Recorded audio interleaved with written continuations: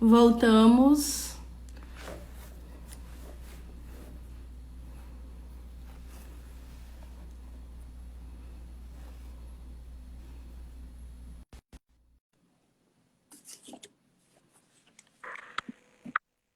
Pronto. Voltamos, Cris. Pronto. Só para encerrar de verdade.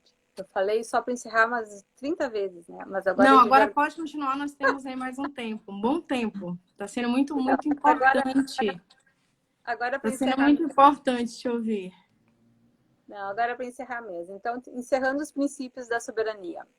Uma outra relação com a educação, como eu falei antes, dei o exemplo do MST. Outros tipos de relação de trabalho que não seja de exploração, mas de cooperação.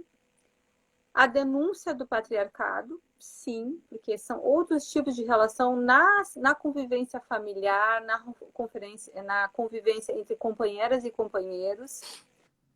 E o controle, então, das sementes para que a gente não perca as sementes no sentido da privatização dessas sementes, no sentido do patenteamento dessas sementes. Então, a soberania alimentar propõe a compreensão do alimento como uma construção de uma outra cultura, como uma cultura política de resistência frente a todos esses elementos que eu trouxe aqui, de forma muito rápida e até atrapalhada às vezes, porque a gente se empolga. Mas, enfim, é isso, Camila. Eu quis deixar um pouco esse recado que não é uma construção minha, é um movimento histórico, né? Como eu falei antes, Josué de Castro na década de 40 fazia, Vandana Shiva há mais de 30 anos vem fazendo, os movimentos da Via Campesina há muitos anos vêm construindo essas denúncias, os movimentos da área urbana também.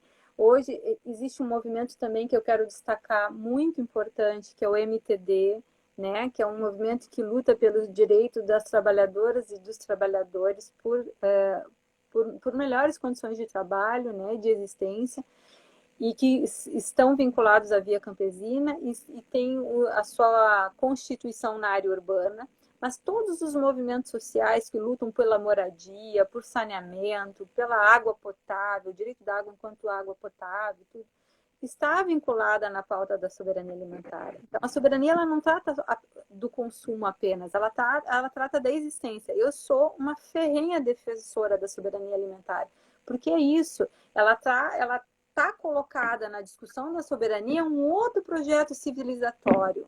E ela vem com propostas, ela vem dizendo é possível, se tiver reconhecimento do Estado, é possível ter condições de controlar a produção, de negar a submissão dessa produção que só exporta. É possível produzir um outro tipo de relação com a terra. É possível produzir alimento não só na agricultura, mas reconhecer o alimento que vem da floresta. E quem come esse alimento da floresta? Quem vive na floresta. Por isso que eu pedi para te retomar a questão da população ribeirinha. É a população que vive também perto da floresta e que vive na floresta. Reconhecer a água como um bem da humanidade que está sendo desperdiçado. Tá sendo, se a gente relacionar com a catástrofe em Mariana, o descuido da água e dos rios e dos povos que vivem em torno é muito grande. Então, a soberania alimentar tem a ver com tudo isso. É isso, meu bem. Deixo para. Obrigada, Cris. Muito bom. Bom te ouvir, sou tua fã, tu sabe disso. Na verdade, olha, Cristiano, a Carla Ávila, a Carlinha Grazi, tá todo mundo dizendo, minha orientadora, que mulher forte, potente. Tu tens um fã-clube aí, né? E eu gosto É de muito, todos. é muito bom te ouvir, até porque sempre te disse, não sei nada de soberania, eu preciso aprender mais contigo sobre, ler mais sobre, enfim. E o quanto que todas essas questões se interligam, né? É muito importante quando o próprio nome em si, né? Soberania, né? Soberania alimentar. E aí nós temos algumas perguntas, algumas foram respondidas no decorrer da live. Uma delas é: como podemos pensar a soberania alimentar na periferia, especialmente nesse momento de pandemia? Como é que tu enxerga esse momento? Uhum, muito bom. Então, assim, é bom. que eu havia esquecido que eu queria falar sobre a campanha que o Fórum em Defesa da Soberania Alimentar abraçou nesse período da pandemia, né? Então, essa pergunta ela vai já indo de encontro ao que eu desejava falar antes. A gente tem também, vamos fazer referência, a gente fez referência ao nosso grupo de pesquisa, e o nosso grupo de pesquisa compõe o Fórum em Defesa da Soberania e Segurança Alimentar e Nutricional no município de Pelotas. Esse fórum construiu 2 frentes de trabalho até hoje, bem concretas. Uma foi a implementação do Conselho Municipal de Segurança Alimentar, que já ocorreu a sua 3ª plenária. Semana que vem vai ocorrer a 4ª plenária. Estou vendo a Carla Araújo aqui, e eu sei que eu estou certa, né, Carla? Não estou me enganando no número das plenárias, que a Carla sempre me lembra os números certos, então é a 4ª. Ela anotou certinho, Carlinha. Então, é a 4ª plenária, na quarta-feira que vem. Então, isso foi um resultado da luta do Fórum. E com o contexto pandêmico, surgiu a campanha de arrecadação de alimentos em relação à garantia do direito à alimentação saudável durante a pandemia para a periferia, né? Então, o que a gente entendeu na campanha? Nós não iríamos arrecadar, e aqui na campanha fazem parte várias entidades, vários movimentos sociais, né? Eu vou exemplificar uns, mas muitos outros vão ficar para trás, mas assim, lembrando do Núcleo de Economia Solidária também, que faz parte da UCPEL, da Associação Bem da Terra, do Levante da Juventude.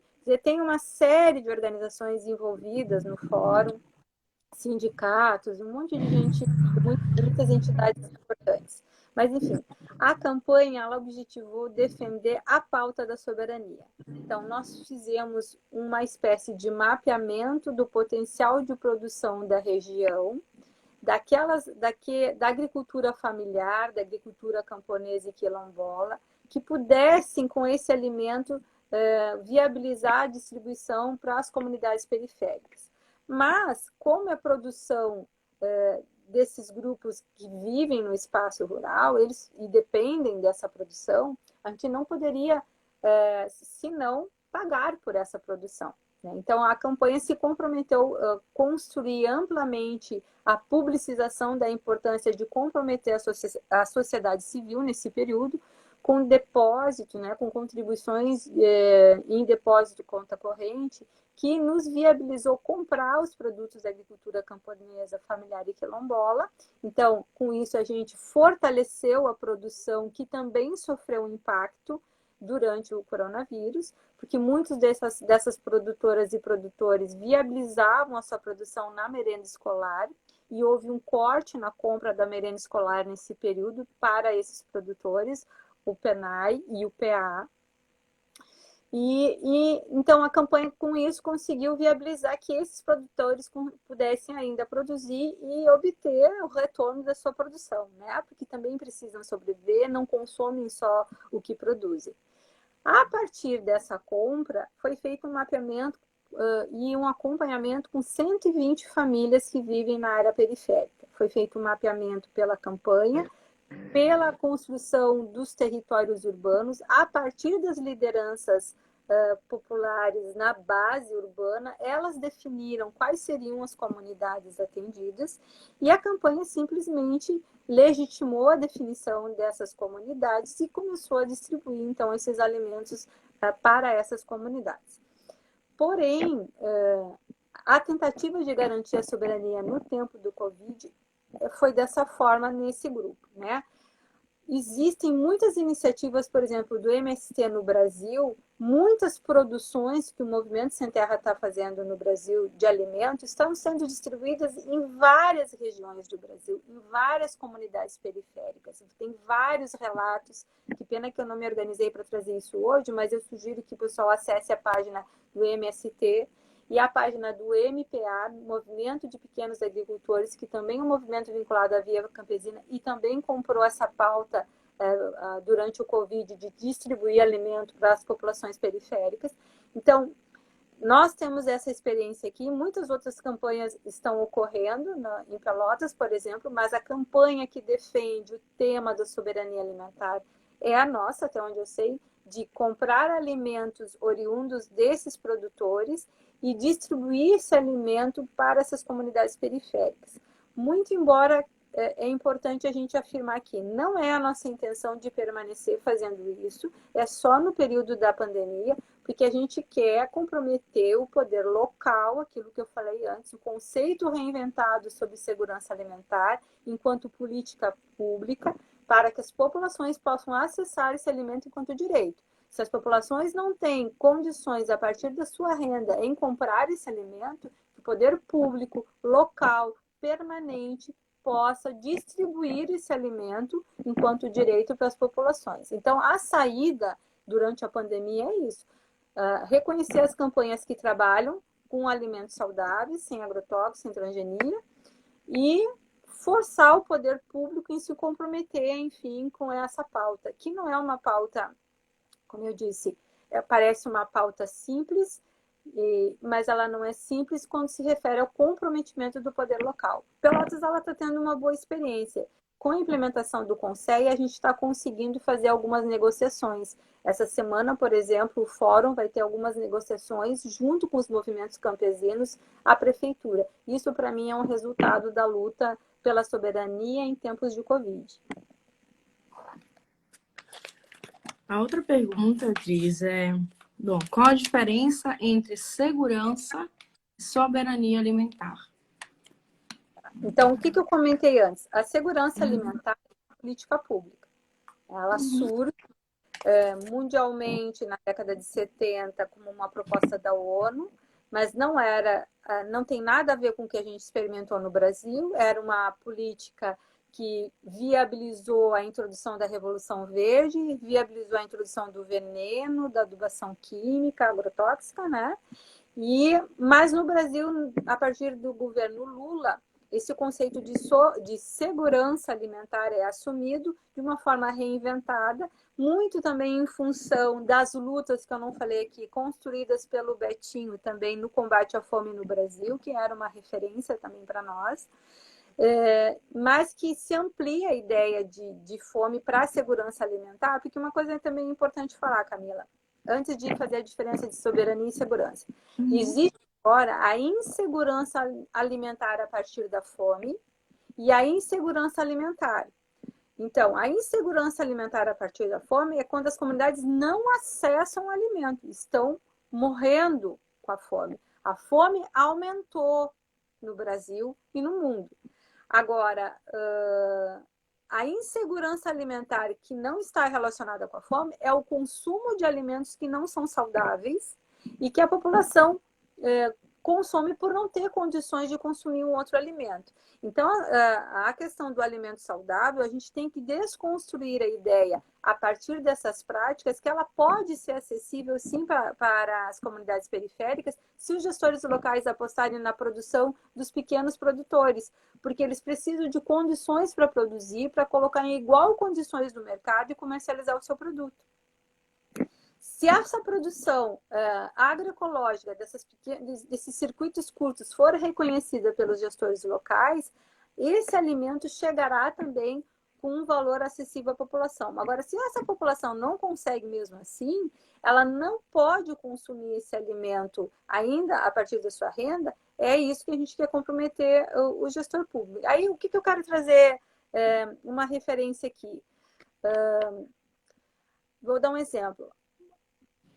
E eu sempre trago isso nos lugares que eu trabalho, né, nessa luta política. A periferia, se ela tiver condições de comprar uma bolachinha recheada, ela vai comprar a bolachinha recheada porque ela está num valor menor. Mas não matou a fome dela. Não produziu segurança alimentar. Ela só teve uma sensação de satisfação no momento, certo? E a gente não está questionando o consumo da bolachinha recheada, porque qualquer pessoa que estiver com fome e tiver só um dinheiro para comprar a bolachinha recheada, ela vai fazer. E não é o debate aqui. O que a gente quer dizer? É que se a gestão local, com políticas permanentes e distributivas, apoiarem a produção local, esse alimento chega no acesso da população periférica. E ela não vai mais consumir um alimento que não é saudável nutricionalmente. Então, essa é a diferença. Tem a insegurança alimentar com a fome, quer dizer, Pelotas tem, a gente está fazendo um mapeamento pelo Conceia, existem populações em Pelotas que estão em condições de insegurança alimentar com fome, existem famílias em Pelotas que passam fome, e logo nós vamos estar apresentando esse mapeamento, mas existem populações em Pelotas que vivem em situação de insegurança alimentar por consumir alimentos, como eu dei exemplo da bolachinha recheada, que não tem qualidade nutricional, mas é o que pode comer. E aí não tem qualidade de vida. E aí não tem garantido o direito ao alimento saudável que está na Declaração dos Direitos Humanos e que está na Constituição. Então, essa é uma diferença. Então, a política, voltando para a pergunta, a política de segurança, a segurança alimentar e nutricional é uma política de Estado que sofreu uma derrubada na implementação desse governo atual. No 1º de janeiro de 2019, o governo Bolsonaro desmonta o Conselho Nacional de Segurança Alimentar e Nutricional, só que como existem conselhos estaduais e municipais distribuídos no Brasil, essa luta não acabou, ao contrário, ela se fortaleceu. No final, por exemplo, houve a Conferência Popular Estadual de Segurança e Soberania Alimentar, no Rio Grande do Sul.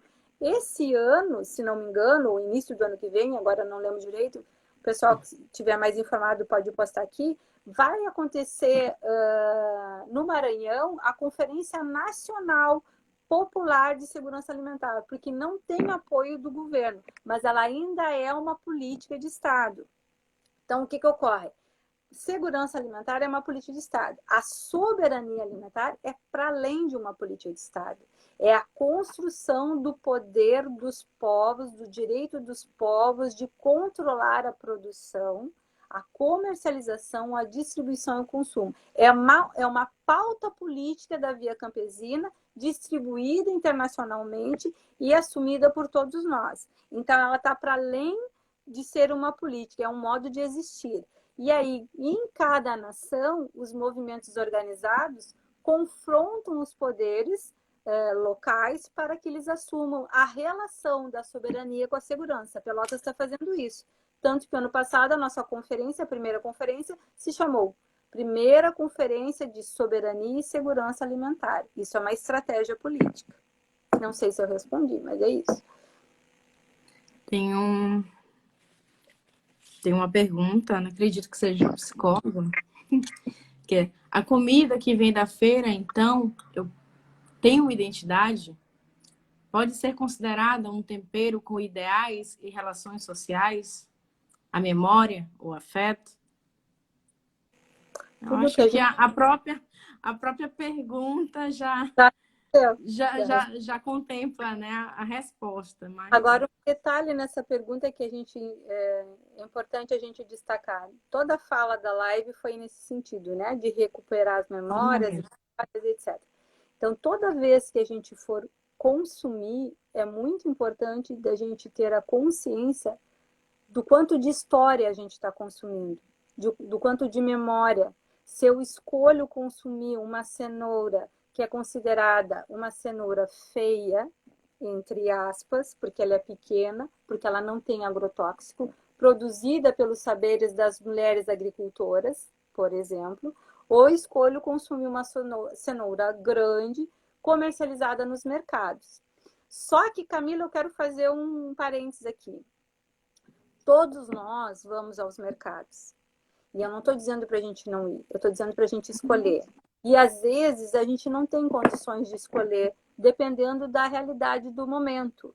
Não é para produzir a culpa, né? Porque todos nós vamos produzir um amido, vou comprar um pacote que eu quero fazer um bolo de amido e não olhei que o milho ele é transgênico. Nós vamos consumir. O que eu estou propondo, que não sou eu que estou propondo, é um movimento internacional, é que a gente cada vez mais construa práticas de resistência, porque consumir é um ato político.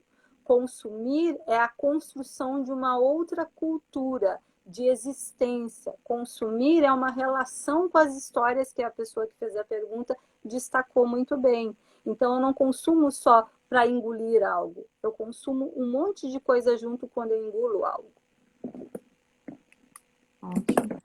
E a tua fala, né, nessa questão, todo momento em que tu fala de memória, né, vem agora o quanto que em uma das nossas conversas paralelas no grupo, eu dizia assim, não, Cris, quando nós estamos com cólica, a minha avó mistura o chá com um Tá? pouco de mel, né? Então, o quanto que esse exemplo também para elucidar o que é a soberania, né? O quanto que tem de memória nesse saber que minha avó não é de serviço social, minha avó não é economista, né? O quanto que esse saber local é Perfeito, importante, né? perfeito.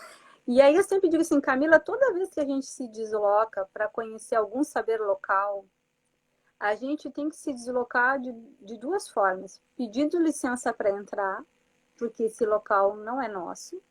E quando a gente pede licença para entrar, que a gente não entre de uma forma utilitarista nesse território, mas que a gente entre com cuidado e respeito, reconhecendo esses saberes. Saberes que existem milenarmente e que o Estado soberano tenta abandonar, tenta apostar num outro tipo de monocultura, que é a denúncia que a Vandana Shiva faz a partir da monocultura da mente, de uma imposição de uma cultura, de um pensamento para todos.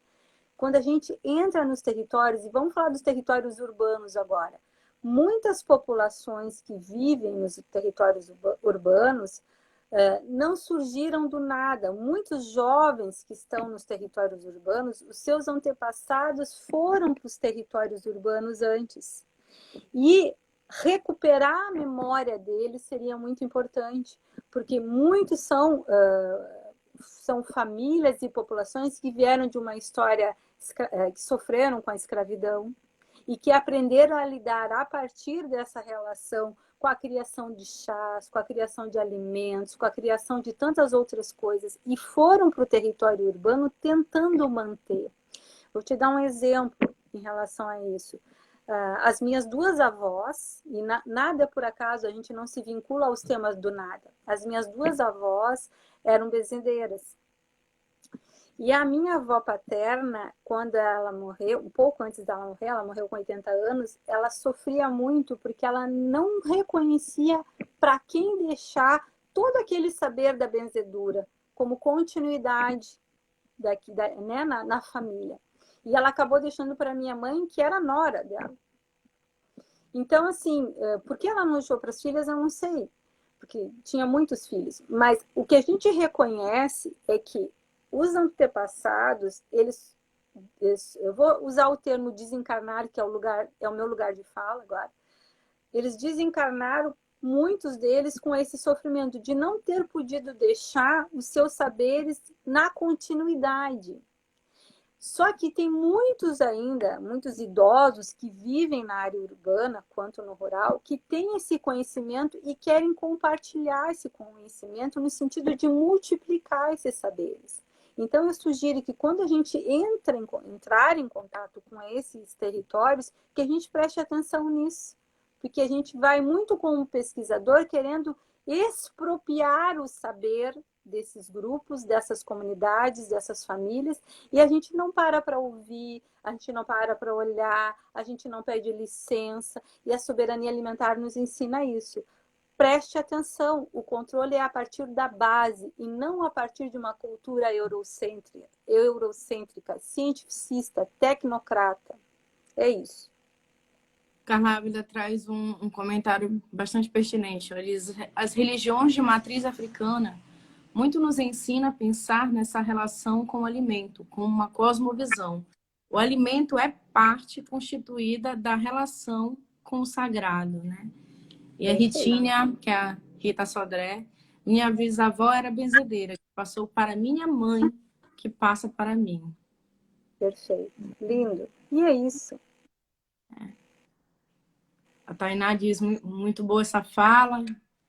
E o quanto que o Vital tá se declarando para ti, dizendo que te ama.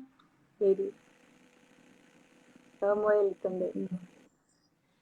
E o quanto que agora, a Bia ainda agora comentou, a Tainá também, pensar a psicologia nesse sentido, né?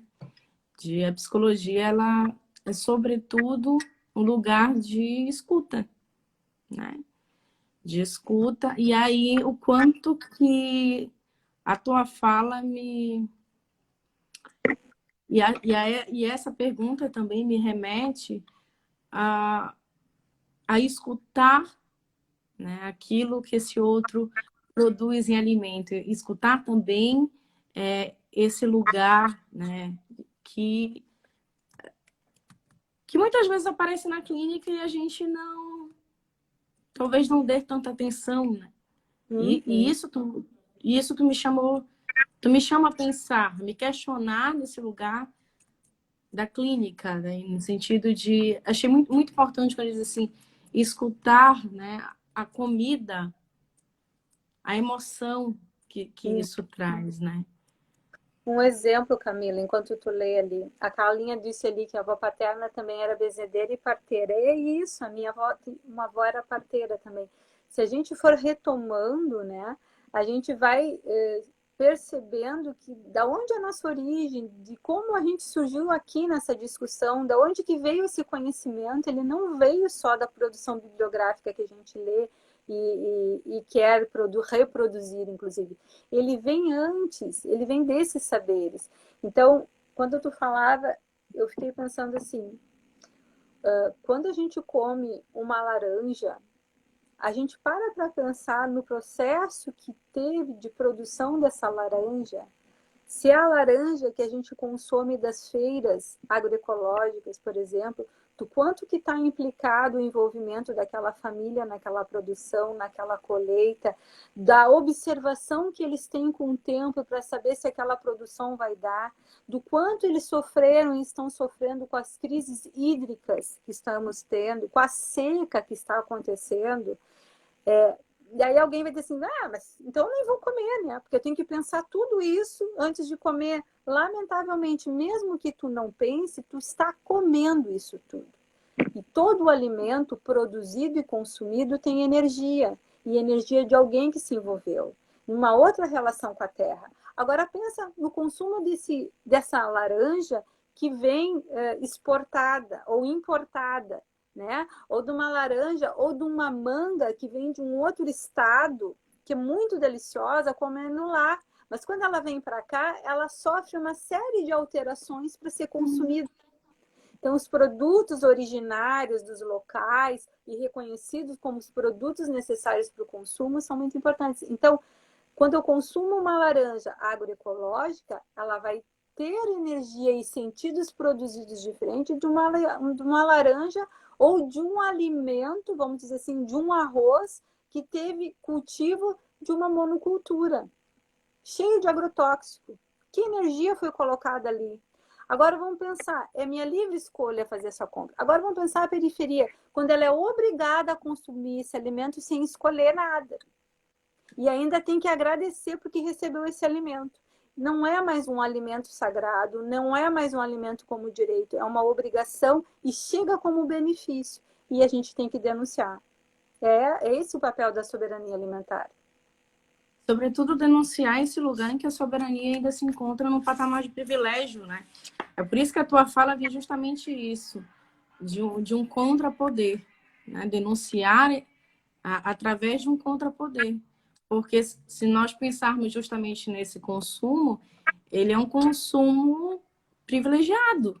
Quem pode pagar, né, por uma laranja que não contém agrotóxico? Então, essa, inclusive, me fez também lembrar, e aí eu vou citá-la novamente, no momento em que estávamos conversando, eu, tu e Carla Ávila, e a Carla Ávila vem justamente dizer nesse sentido, de que é um direito que é resguardado, inclusive constitucionalmente, que a periferia possa ter um alimento de qualidade, mas todos esses alimentos que chegam, né, as doações que chegam, não são pensadas num alimento de qualidade. Ou seja, a gente, e aí eu me incluo nisso, doa qualquer coisa, né? Que, na verdade, é pensar isso no sentido de, ora, a gente denuncia tanto isso na academia, mas pensar isso no nosso próprio consumo, né? No sentido de que essa qualquer coisa também corrobora com uma necropolítica. E era isso que nós estávamos conversando e me veio à tona nesse momento, né? E Camila, tem uma outra questão, eu não sei quanto tempo a gente tem, tu me avisa quando eu tenho que parar, mas assim, Temos é um tempo. tema que, assim, ó, foi construído na sociedade, por todo esse percurso histórico, desde o início da live que a gente vem falando, uma relação utilitária com o alimento, uma relação utilitária com a terra, com a água, com o ar, uma relação de uso, mas não uma relação de uso enquanto sobrevivência apenas, mas de uso exploratório, de expropriar isso tudo, né? Utilitarismo mesmo. Então, isso foi construído, né, dentro dessa perspectiva colonial e capitalista, certo? Mas a forma de a gente contrapor isso é na micropolítica. É quando nós, nos nossos lugares de resistência, seja na família, seja no trabalho, seja no estudo, seja nas relações de amizade, a gente desconstrói essa relação. O Cristiano está falando do tempo. Desconstrói essa relação utilitarista. Então, toda vez que a gente também olha para a relação da produção e do consumo do alimento como uma relação utilitarista, a gente está fortalecendo não os princípios da soberania alimentar, mas do colonialismo, do controle dos corpos daquelas pessoas que produzem o alimento, daquelas pessoas que não têm condições de consumir esse alimento se não tiver interferência de política pública. A gente está construindo uma relação com o nosso próprio corpo de forma colonial, porque a gente não entende que a gente está construindo uma outra energia nesse consumo. Então, eu queria trazer esse destaque, assim, a micropolítica das nossas relações, quando elas são conectadas com a terra, elas dizem respeito ou na reprodução do colonialismo ou no enfrentamento dele. Então, não adianta eu construir toda uma discussão de denúncia do colonialismo e ter uma relação utilitarista com o planeta, com a terra, com todos os seus elementos, e neles estão incluídos as famílias, as mulheres, os indígenas, os quilombolas, os campesinos, que produzem esse alimento, os pescadores, que quando a gente fala em pescadores, a gente fala muito pouco, são comunidades que resistem o tempo todo para poder sobreviver também e que precisam de políticas pontuais para que eles possam ser reconhecidos como produtores e como distribuidores de alimento. Gente, agora eu deixo aberto aqui para quem puder, quem quiser fazer comentários e perguntas direcionadas para a Cris. Tá entrando o meu sobrinho querido que mora em Caxias. Um queridão, beijão, Killian. Killian, famoso Killian. Famoso Killian, famoso. Enquanto isso, eu vou vendo alguns comentários. Soberania alimentar pelo direito de escolha de alimentação e sobrevivência. Cristiano diz, inclusão de mais alimentos orgânicos na merenda escolar. Eu quero fazer uma diferença do orgânico para o agroecológico depois, então. Certo. Pode ir falando, Cris, enquanto eu... Então, assim, né? Hoje, a gente defende a agroecologia. A agroecologia é a produção do alimento sem agrotóxico, mas é também um modo de reconhecer a construção de uma outra relação entre os pares, um outro tipo de relação social ou de relações sociais no campo, e aí diz respeito tanto nas relações de gênero, nas relações que tratam o tema raça, o tema da sexualidade. Então, a agroecologia não é só um outro modo de produção, mas de relação, certo? A produção orgânica ela não tem esse compromisso, muito embora, ao menos, ela não é produzida com agrotóxicos. Se a gente ainda não consegue consumir produtos da agroecologia, que são produtos que a gente identifica, por exemplo, nas feiras agroecológicas, onde famílias da agricultura familiar produzem alimentos sem veneno, mas também fazem parte de um processo de formação política. Se a gente não conseguir consumir dali, ao menos então a gente precisa consumir produtos orgânicos, que são produzidos sem veneno. Mas produtos orgânicos, eles são comercializados em grandes mercados. Por que eu quero fazer o destaque? Que os produtos da agroecologia ainda enfrentam a inclusão dos seus produtos nos grandes mercados, porque são circuitos curtos de produção. Os produtos orgânicos, por exemplo, pode existir um grande produtor que não produz, vou dar um exemplo do ator, aquele Marcos Palmeiras. Ele produz sem veneno e comercializa, é um grande produtor. E é muito bom, é um cara que está contribuindo para não colocar veneno na terra. Mas nada tem a ver com a agroecologia. Não é uma construção de relação coletiva, de família e de grupo, certo? Então, por que eu estou dizendo isso? A nossa intenção na soberania alimentar é que as políticas locais vinculadas à política de segurança alimentar, que tem que ser responsabilidade do Estado, reconheça a produção da agroecologia, dos grupos, dos coletivos que participam e que constroem uma outra relação, não só na produção, mas entre os pares. Vocês estão me entendendo?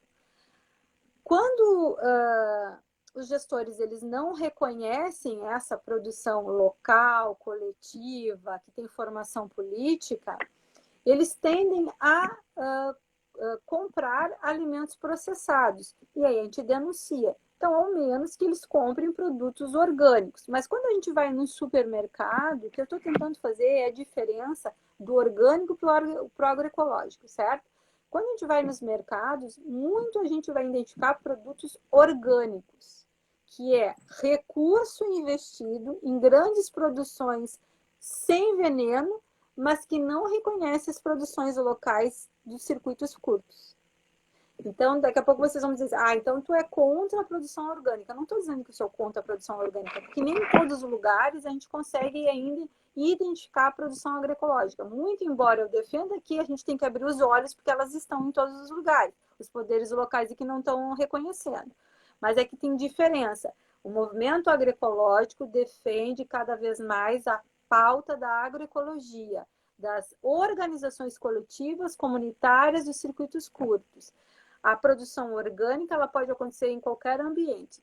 A gente defende que o poder local, e eu estou dizendo local, mas a defesa que é que o poder no sentido do Estado, da governança agora, né, do governo, né, do Estado nacional, que também deveria reconhecer essa produção agroecológica.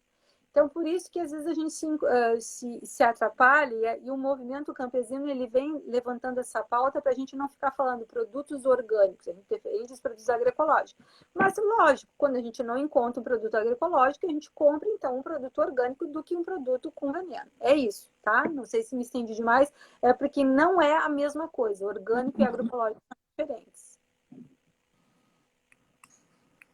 Bom, te agradeço, né, Cris, mais uma vez, por poder falar aí pra gente, tirar algumas dúvidas, né? Desde já, vou fazer o merchandise aqui, né? Nós temos no nosso grupo de estudos, que se encontra no @Observatório Conflitos da Cidade, né? E dia 27, sábado, às 16 horas, estaremos aqui com o Pagu, falando sobre feminismo indígena. Então, hoje a gente tem essa estreia com a Cris, né? Mas Vidas que Importam, né?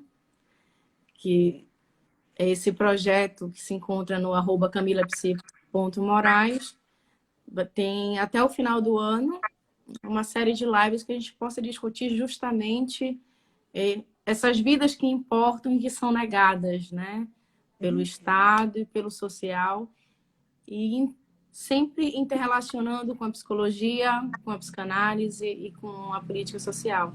Então, dia 27, às 16 horas, sábado, temos Pagu falando sobre feminismo indígena.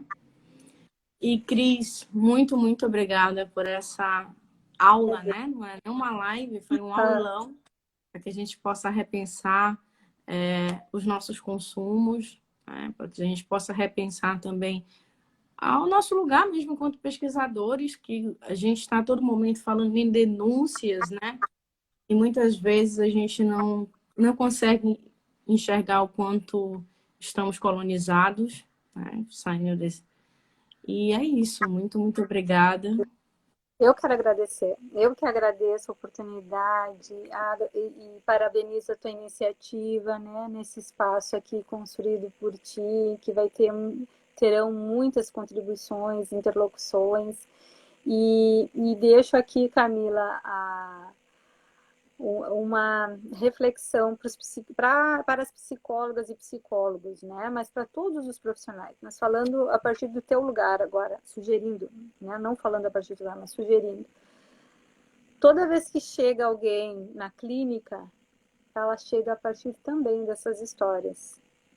Toda vez que alguém é atendido no hospital, num CAPS, na UBS, no serviço social, eu sempre digo assim, me pergunta, antes de me falar o problema, perguntem para eles o nome, como estão. E quando se faz essa pergunta qual é a sua história, de onde você vem? Recuperando essas memórias e essas histórias, talvez o atendimento clínico ele tenha um retorno muito maior. É uma reflexão e me coloquei desse modo ousado em sugerir essa reflexão, mas é porque eu falo isso para o serviço social. A gente também essa relação de uso com quem nos procura tem que ser questionada por nós. Agradeço todos que ficaram até aqui, que bom que estamos. Esse meu jeito atrapalhado de ser sempre, mas eu espero ter compartilhado um pouquinho com vocês o que eu tenho de conhecimento. Muito obrigada. Obrigadão, Cris. Beijos. Boa noite a todos. Beijo.